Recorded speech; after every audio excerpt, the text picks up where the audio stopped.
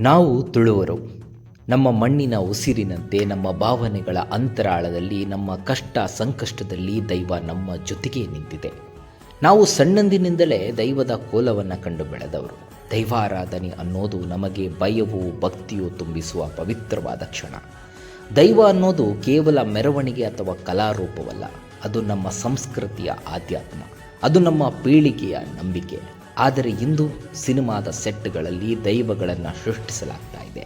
Light, camera, action ನಡುವಿನಲ್ಲಿ ದೈವದ ಮೆರುಗುಗಳನ್ನು ತೋರಿಸಲಾಗ್ತಾ ಇದೆ.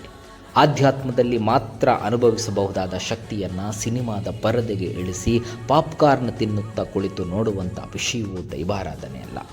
ದೈವ ನಮ್ಮ ನಂಬಿಕೆಯ ಆಧಾರ, ಪೀಳಿಗೆಗಳಿಂದ ಬಂದಿರುವ ಧರ್ಮ ಪರಂಪರೆ. ಸಿನಿಮಾಗಳಲ್ಲಿ ದೈವಕೋಲಗಳನ್ನು ಕಣ್ಣು ಬಿಟ್ಟು ನೋಡೋದಾದರೆ ನಾಳೆಯ ಮಕ್ಕಳು ದೈವವನ್ನು ದೈವಸ್ಥಾನ ಮನೆಗಳಲ್ಲಿ ಕಾಣೋದಕ್ಕಿಂತ ಮೊದಲು ಸಿನಿಮಾ ಥಿಯೇಟರ್ನಲ್ಲಿ ಕಾಣುವ ಪರಿಸ್ಥಿತಿ ಬರಬಹುದು. ದೈವವನ್ನು ಕೇವಲ ಮನರಂಜನೆಗೆ ಇಳಿಸೋದನ್ನು ತಡೆಗಟ್ಟೋಣ.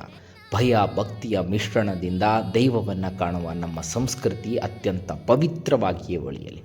ದೈವ ಸಿನಿಮಾದಲ್ಲಿ ಅಲ್ಲ, ನಮ್ಮ ಮನೆ ಬಾಗಿಲು, ದೈವಸ್ಥಾನ, ಗ್ರಾಮಗಳಲ್ಲಿ ಜೀವಂತವಾಗಿರಲಿ. ದೈವಗಳು ನಮ್ಮ ಪೀಳಿಗೆಯ ಸುತ್ತಲೂ ಪವಿತ್ರವಾಗಿ ನೆಲೆಸಿದೆ. ಅದು ನಮ್ಮ ಕಷ್ಟದ ಕಾಲದಲ್ಲಿ ಧೈರ್ಯ, ದುಃಖದ ಸಮಯದಲ್ಲಿ ಆಧಾರ, ಆಚರಣೆಯ ಸಂದರ್ಭ